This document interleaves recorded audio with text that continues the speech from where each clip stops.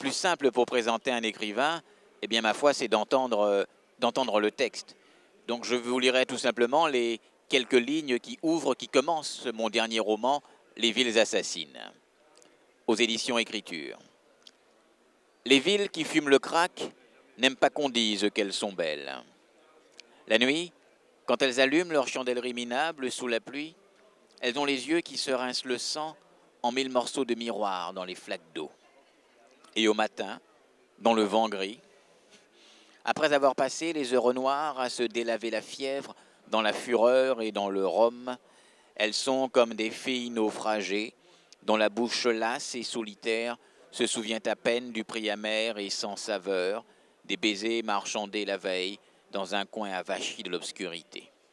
Là, dans l'avant-jour encore en berne, le corps a froid, plus froid encore lorsqu'il a plu pendant des heures à veine ouverte sur les pare-brises et que la nuit n'a pas porté conseil et que la peur n'a pas voulu se vidanger dans le sommeil à cause des pas, à cause des voix, à cause des rires, à cause des danses et des voitures toutes les nuits qui brûlent leur rage dans nos crânes.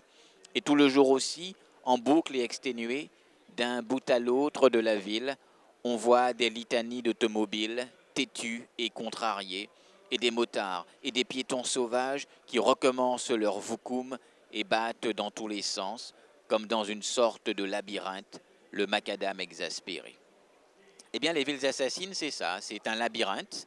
Et au sein de ce labyrinthe, on voit des personnages dans un quartier fictif, mais qui rappelle un quartier de Fort-de-France, aller, venir, tourner en rond dans une prison où s'exerce une forme très stricte de contrôle social. Les villes assassines est le dernier volet d'une trilogie que j'ai consacrée aux marges de la ville de Fort-de-France. Le premier volet, c'est Bord de Canal. Hein.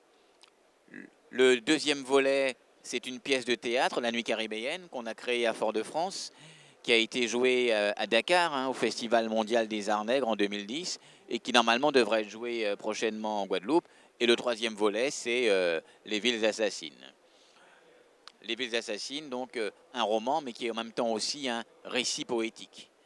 Donc 3 lieux de la ville, le bord de canal, le bord de mer avec la nuit caribéenne, et puis Sainte-Thérèse. 3 lieux, 3 formes littéraires, roman, théâtre, récit poétique, pour dire nos errances politiques, idéologiques et culturelles. Car en parlant des exclus, de ceux qui errent dans la ville, ce dont je parle finalement, c'est de nous, hein, et surtout de la faillite des élites qui sont en situation d'errance politique, idéologique, et qui sont incapables de construire et de produire du sens. Voilà ce que dit cette trilogie, nos errances politiques, culturelles, économiques et idéologiques.